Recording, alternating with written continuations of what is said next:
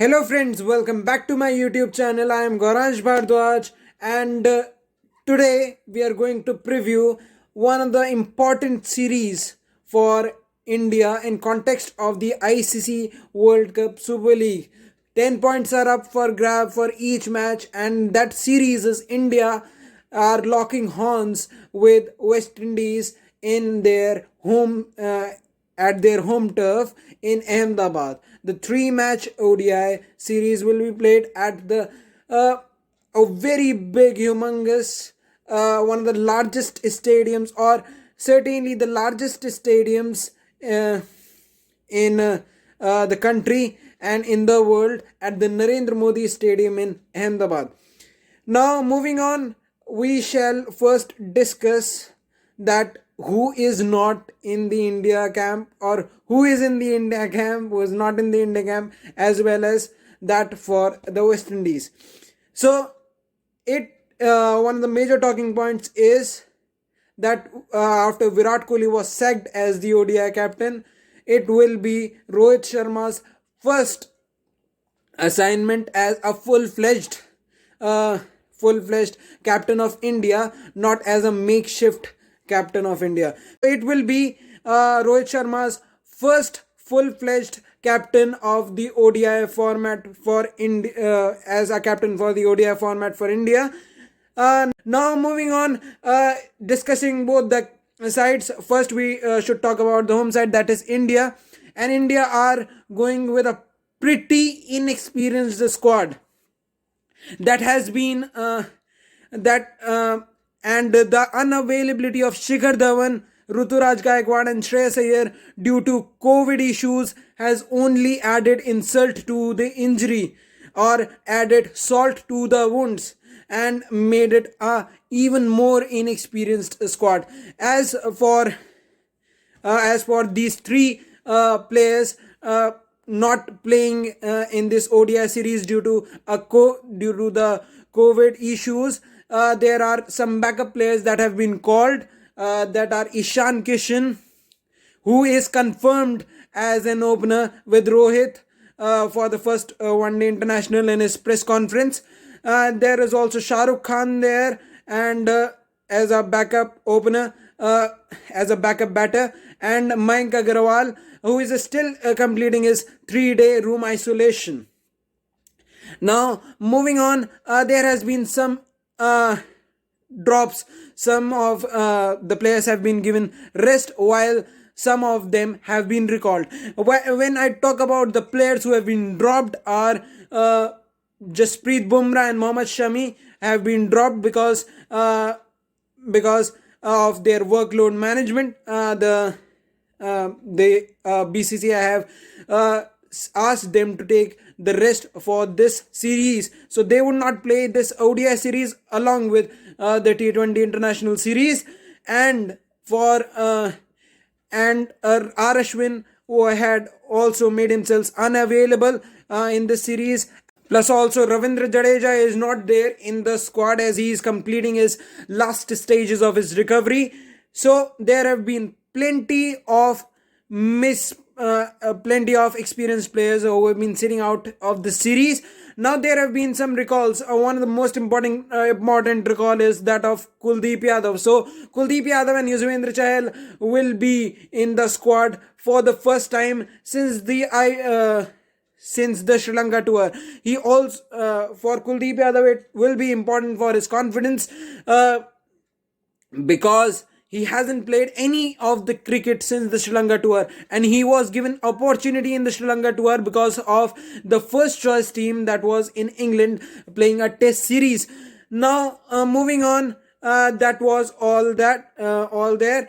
Some of the new names have been also picked in the squad. Deepak Hooda, the former Baroda finisher, is in the squad and has reaped reward of a tough road in the domestic circuit that most of the players, Indian players, do. Ravi Bishnoi has been also added into the India's squad. Remember, he is one of the three retentions that the new Lucknow team has made into the IPL. So he's a rising star. He was a player in the India under 19 team, that or the previous edition of the under 19 World Cup, along with some of these stars such as Yashasvi Jaiswal. So he's had his rising stocks. He's one of the rising players, and there are some of the players like Prasidh Krishna, who will be given an opportunity during this series, another rising star. So there have been plenty of new faces in the Indian squad. When we talk of the West Indies, have have while talking of the West Indies squad, there have been comebacks too. One of the major comeback that is one of the most important talking points around this series is the comeback of Kemar Roach as the Cricket West Indies lead selector of men's team, international men's team, Sir Desmond Haynes. Sir Desmond Haynes already said that they need some incisive in bowling up front. They need somebody to take wickets in the first power play. So that is the reason why Kemar Roach has been selected in the squad. One of the other comebacks in the West Indies ODI squad, or West Indies limited overs side, is that of Nkrumah Bonner. And Nkrumah Bonner played the ODI series in Bangladesh in 2019 when many of the first choice players were missing due to some of the COVID scare that was in Bangladesh. So he got his opportunity there. Didn't perform pretty well in that ODI series, so that's why he was dropped. But he's been one of the bedrock of West Indies, is now become a bedrock of West Indies test batting lineup in the test cricket, and he has applied himself. He has shown some good defensive techniques, and he is a natural stroke maker also. He plays some very good cricketing shots. That's all I can say for Nkrumah Bonner. And now there are some familiar faces: Fabian Allen, Shea Hope, and remember the momentum is also on their side, because they are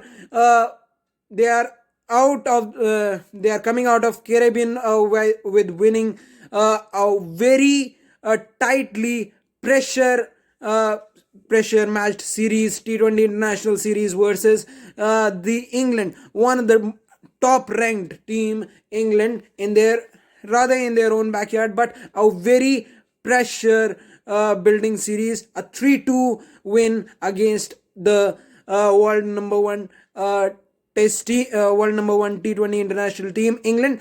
And remember, Jason Holder has got 4 wickets in 4 balls in that final over to seal off the match. So Jason Holder is in good form. Odean Smith has shown that he has potential and he can handle pressure in that game. Kieran Pollard is one of the most destructive batsmen, as we all know. Nicholas Pooran has shown that he has potential, and when he gets going, he can get going. He can really get going. So they have plenty of power and plenty of promise. Akeal Hussain, one of the most promising left arm spinner coming through the ranks in the Caribbean, has shown that he can bowl in the power play. He can bowl anywhere. So there is plenty of promise there in the West Indies squad, and it can be a competitive series, and it has also some context in it because being part of the ICC Cricket World Cup Super League. Now moving on, 3 ODIs will be played at Ahmedabad Narendra Modi Stadium with no crowds, and the pitches there are plenty of pitches. There are 6 pitches on the square, and the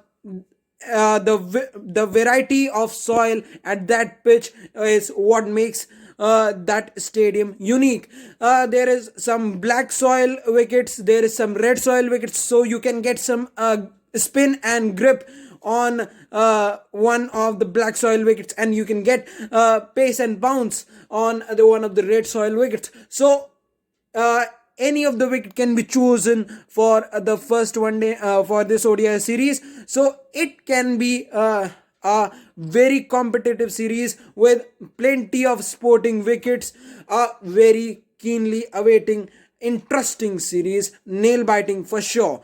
Thank you. If you like my video, please don't forget to like, share, subscribe and comment on this YouTube channel. Thank you and keep supporting me.